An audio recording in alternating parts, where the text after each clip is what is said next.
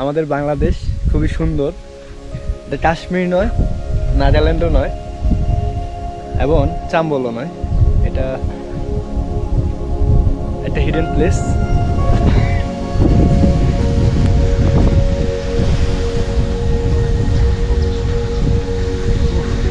ও শান্তি।